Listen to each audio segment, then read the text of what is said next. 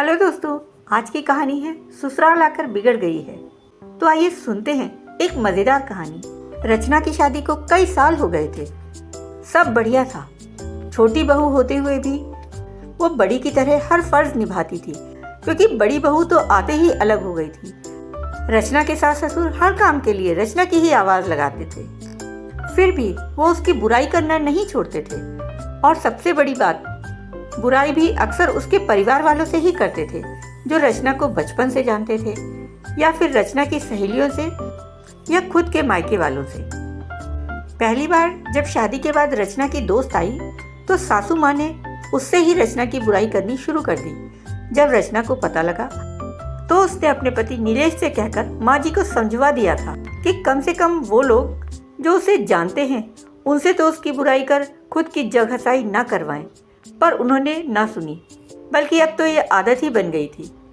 आजकल वो अक्सर ये कहती थी कि रचना, तुम पहले ये काम अच्छा करती थी, अब नहीं करती हो, फिर भले ही वो कोई भी काम हो। रचना की बुआ उसके ससुराल आई थी।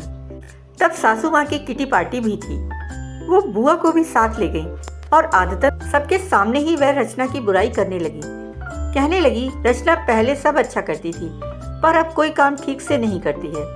ना ठीक से रोटी बनाती है, ना सब्जी, ना अच्छे से कपड़े पहनती है, ना बच्चों का ख्याल रखती है। वो और कुछ बोलती, इससे पहले ही रचना की बुआ बोल पड़ी, लगता है ससुराल लाकर बिगड़ गई है, क्योंकि हमारे घर की तो वो बड़ी बेटी है और सारा घर और ऑफिस दोनों अच्छे से संभालती थी। आपके यहाँ आकर बिगड़ गई है। ऐसा कीजिए, महीने 2 महीने के लिए जमाई सा के साथ उसे मायके भेज दीजिए, हम सुधार कर भेज देंगे। अब रचना की सासू माँ का मुंह देखने लायक था। उन्हें बोलने के लिए शब्द नहीं मिल रहे थे।